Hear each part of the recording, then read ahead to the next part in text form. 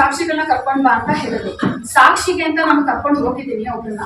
ನೀವು ಅವ್ರ ಪರವಾಗಿ ಇವತ್ತು ಸಾಕ್ಷಿ ಹೇಳಕ್ಕೆ ಅಂತ ಬಂದಿದ್ದೀರಲ್ಲ, ಸೊ ನಿಮ್ಮ ಜೈಲಿಗೆ ಹಾಕ್ತಾರೆ, ನಾಳೆ ನಿಮ್ಮ ಮಕ್ಕಳನ್ನ ಯಾರು ನೋಡ್ಕೋತಾರೆ ಅಂತ ಹೆದರಿಸಿದ್ದಾರೆ. ಅದಲ್ಲದೆ ಪದೇ ಪದೇ ಫೋನ್ ಮಾಡಿ ಅವ್ರಿಗೆ ಟಾರ್ಚರ್ ಮಾಡ್ತಾರೆ. ಫೋನ್ ಲಿಸ್ಟನ್ನು ಕೂಡ ನಾನು ಕೊಡ್ತೀನಿ, ಅವ್ರಿಗೆ ಎಷ್ಟು ಸಲ ಕಾಲ್ ಮಾಡಿದ್ದಾರೆ ಅಂತ ಅಂದ್ಬಿಟ್ಟು.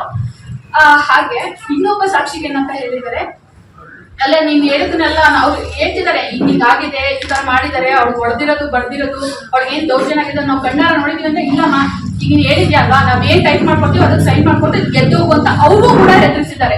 ಇದನ್ನ ಗೊತ್ತಾಗಿ ಇನ್ನೂ ಎಷ್ಟು ಸಾಕ್ಷಿಗಳಿದಾವೆ, ಅವ್ರು ಯಾರು ಸಾಕ್ಷಿ ಹೇಳಕ್ ಬರ್ತಿಲ್ಲ. ಈ ತರ ದೌರ್ಜನ್ಯ ಮಾಡ್ತಾರೆ, ಈ ತರ ಹೆದರಿಸಿದ್ರೆ ಯಾರು ಬರ್ತಾರೆ ಸಾಕ್ಷಿ ಹೇಳಕ್ಕೆ? ನನ್ಗೆ ಎಲ್ಲಿಂದ ನ್ಯಾಯ ಸಿಗುತ್ತೆ?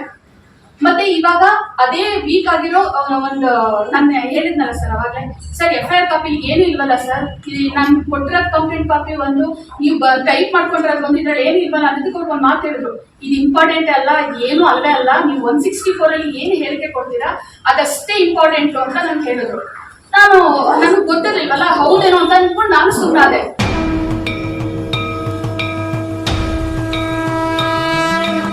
ನಮ್ಮ ವಿಜಯವಾಹಿನಿ ನ್ಯೂಸ್ ಚಾನೆಲ್ನಲ್ಲಿ ಪ್ರಮೋಷನ್, ಜಾಹೀರಾತು, ಅಡ್ವರ್ಟೈಸ್ಮೆಂಟ್ ನೀಡಲು ಸಂಪರ್ಕಿಸಿ 9535808456.